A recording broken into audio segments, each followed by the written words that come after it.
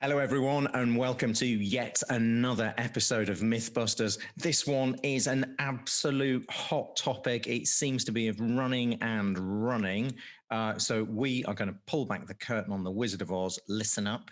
If you want to know, does grain-free dog food cause heart disease? The Pet Health and Happiness podcast from Bella+Duke, keeping you at the cutting edge of pet nutrition, behavior, and health with expert interviews, mythbusters, and more to ensure your pet lives a long, happy, healthy life. I'm just going to leap in here because I've been gnawing at the bit on this one. What an utter lot of twaddle. Yeah, we've been talking about these things for best part of 5 years to do with these diets. And what it's really important to understand is, there's a lot of thoughts going on out there that we're actually mistaking one of these dogs for one of these cats. Okay. And I think it's really important to understand why they theorize that this could be a problem, and what we're truly talking about for where grain-free might have come into this argument. Okay, good. Brendan, you and I are 100% aligned on this. I'm going to give you all the short answer right now, and then we're going to explain why. Firstly, you can be reassured that grain-free dog food has nothing to do with heart disease whatsoever. It's basically a link of mistaken facts which have been badly stitched together by somebody looking the other direction whilst driving. Brendan, I think there are three main components in this. What grain-free is for the purpose of this discussion, i.e. what people are taking out of dog food to replace with, what taurine is in terms of an essential and non-essential amino acid, and then thirdly, I guess, what are the types of heart disease that people are talking about? And then we can just gently summarize why it's nothing to do with heart disease and why you can all happily feed your dog raw, balanced for the rest of its longer, happier, healthier life. And then we all can go and focus on some other stuff. What do we think? That sounds good to me. Perfect. Okay, so, Brendan, I know. Let's just get ourselves through this, my friend. Grain-free dog food. This is a subject which is super close to my own healthy heart.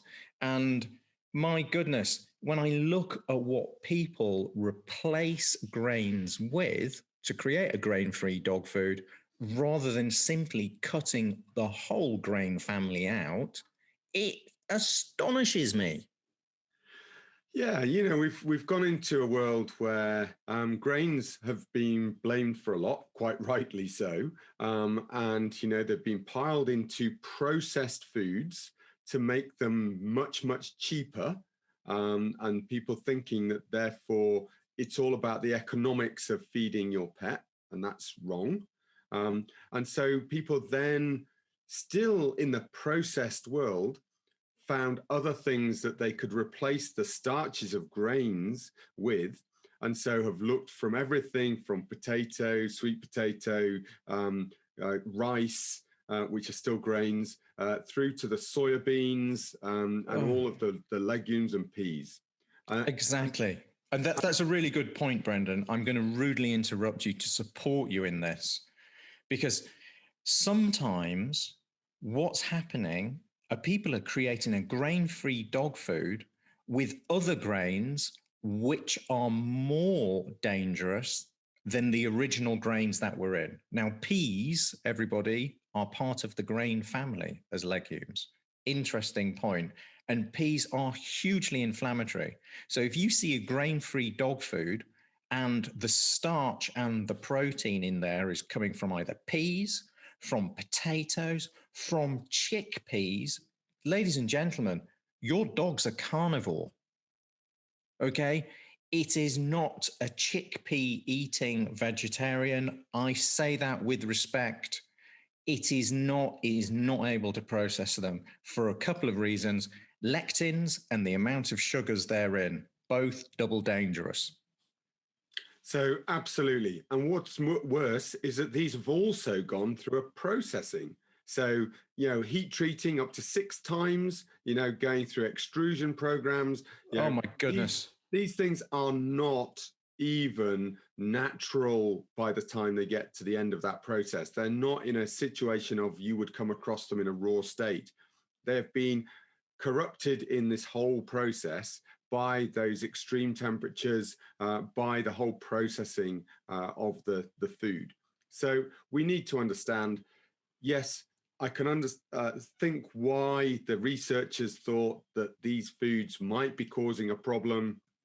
To then say it was just because it's not grain is a total illusion. Yeah, 100%. It's much like replacing cigarettes with cigars and saying that cigarettes are healthier. It really is a nonsense. When we just recap, and this is a good point we've not yet really dived into, is why would any carbohydrates be in your pet's food, your carnivore pet's food anyway? Well, it's because we need a minimum of 35% carbohydrate starch to glue all the poor quality proteins together. So what you're looking at is something which has been ultra heat treated, which has probably been created. We've got some cancer causing chemicals in it now because it's been heated so many times, simply to glue together cheaper cuts of protein. So to say that it's because it's grain free is really missing the huge elephant in this nutritional room. Absolutely. And those are, really important points there. And we will talk about why raw is a great alternative in the third part. Perfect. Okay. So let's just recap. It's not about the grain. It's about what's going in to glue these things together in highly processed foods. So cereals are far from healthy for your pet. They have lectins in, which are basically a family of inflammatory proteins, but so do potatoes, so do peas, so do chickpeas. So simply swapping one out for the other is really swapping bad for bad. Okay. That has nothing to do with raw. Let me repeat that. That is nothing to do with raw whatsoever, which leads on to the next point, which everybody talks about, which is a lack of taurine. Brendan, over to you. So in researchers' minds, they were thinking, what could be the cause of a certain number of dogs exhibiting a disease called dilated cardiomyopathy? Okay, now that's a very long term for DMA. A certain type of heart disease. Okay, and I'm just going to bring out a prop that I've so happened to have to one side. And this is a heart, okay, not a real one. And this is ultimately what we look at when we're looking at a dilated cardiomyopathy.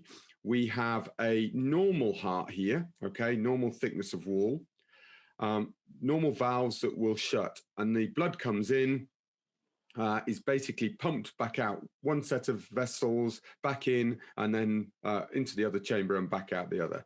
Now, this is a very important heart muscle that's going to be going on all of the time, so it needs to stay strong.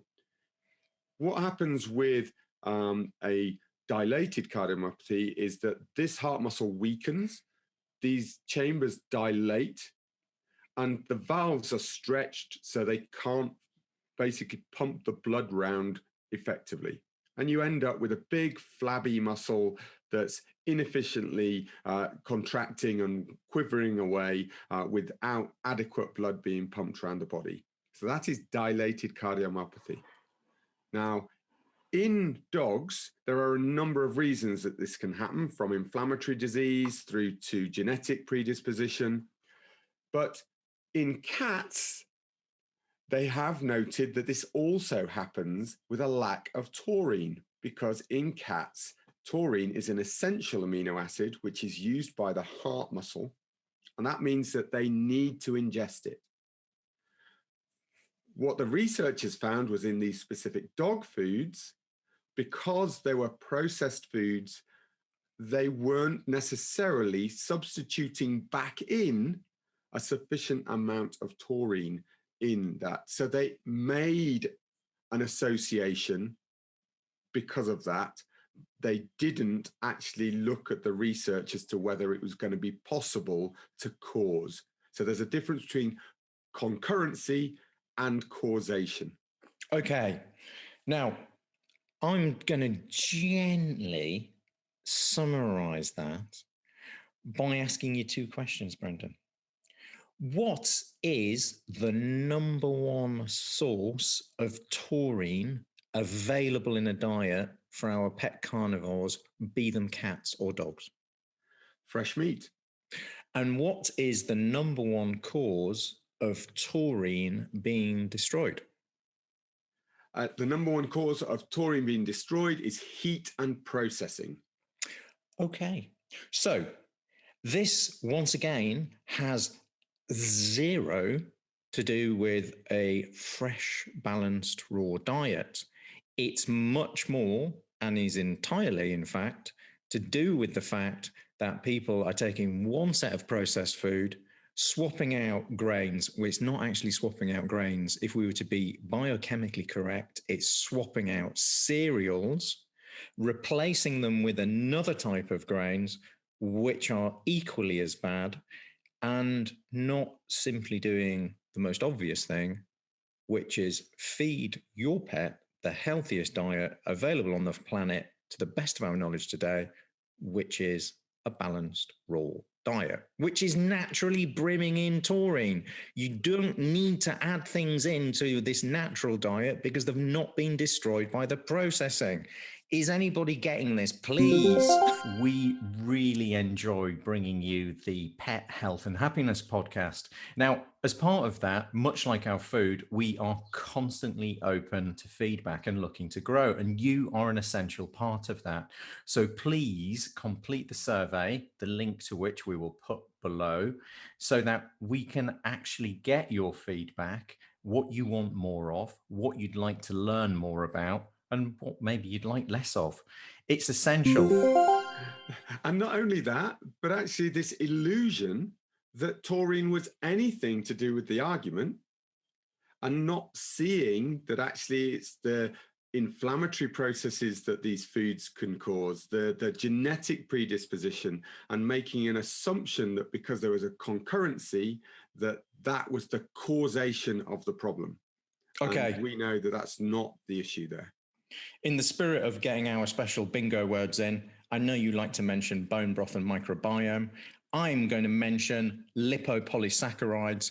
I believe the true cause of much of this heart disease that we're seeing is in fact driven by leaky gut created by these grain-free replacements such as peas, which is allowing inflammatory lipopolysaccharides into the bloodstream of your pet and creating endemic inflammation, especially in the heart. And I am convinced in the next 3 to 4 years, we're going to have some comprehensive research proving that.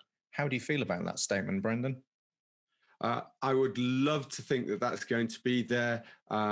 I unfortunately know that big food companies would be behind research and probably be looking the other way. I think you mentioned driving down a highway looking backwards is probably the phrase that's going to be used. Well, certainly in the human world, we're seeing that lipopolysaccharides driven by leaky gut probably the number one cause of inflammation in the body. If you can seal and heal a leaky gut, the whole concept of heart disease virtually goes away. We're seeing this increasingly in the human population.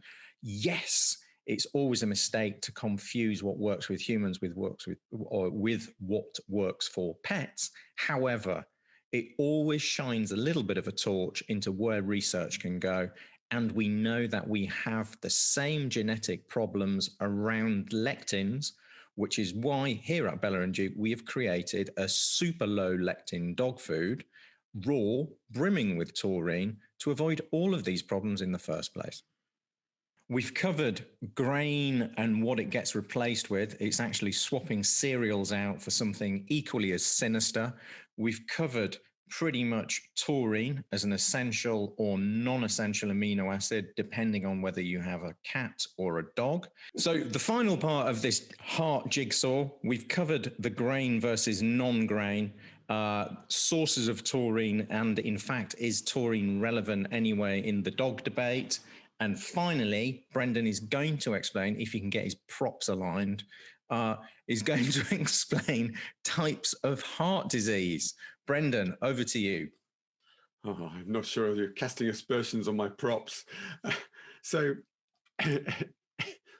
what we find often is in the surgery, people will come in and they'll have various breeds of dog which are predisposed to heart disease.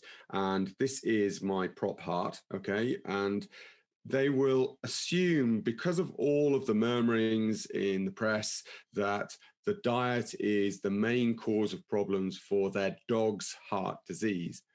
And actually, in dogs, there are a number of different diseases, that mainly revolving either around the valves, okay, which are these two things here, which if they're inefficient, they basically don't allow the blood to be stopped from backing up into the heart, so they don't allow forward pumping of the blood.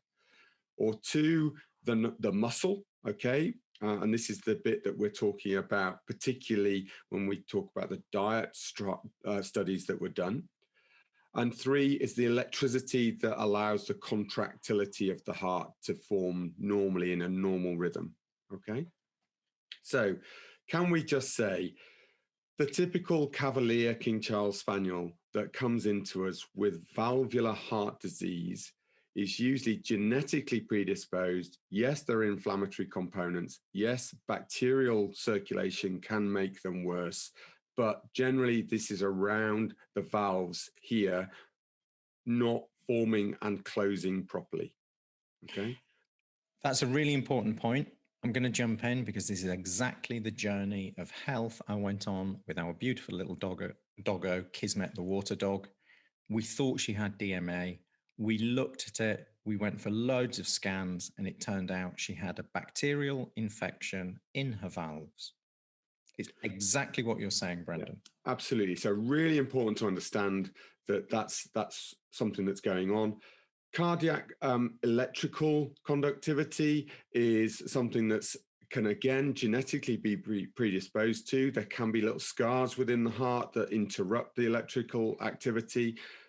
That requires something totally different, and it's not really dietary related other than what might have caused those scars. But again, coming away from processed foods and pro-inflammatory foods is where you want to be going with that anyway. But the main issue that we're talking about in cats is if you reduce the taurine level, you get a dilation of this muscle. And this muscle weakening, as we've talked about earlier, and becoming more flaccid, stretches these valves, makes it so it's less efficient. It's a weaker heart, it can't contract as much, and also the valves aren't working efficiently because they're open most of the time. Now, in dogs, this is not generally down to taurine. This is generally down to inflammation and genetic predisposition as to having a weaker muscle. Yep. Okay, so certain breeds. Brilliant. Brendan, that's a great explanation. Thank you for bringing your props to this party as ever. Ladies and gentlemen, please give us some feedback and ask some questions on this. It's quite a complex topic. We've tried to break it down in some really accessible, fun parts so you can see through the myth of grain-free dog food and heart disease. To summarize, it's utter twaddle. If you feed your dog raw and you do so with love and you're following these episodes and part of the group, you can't go far wrong.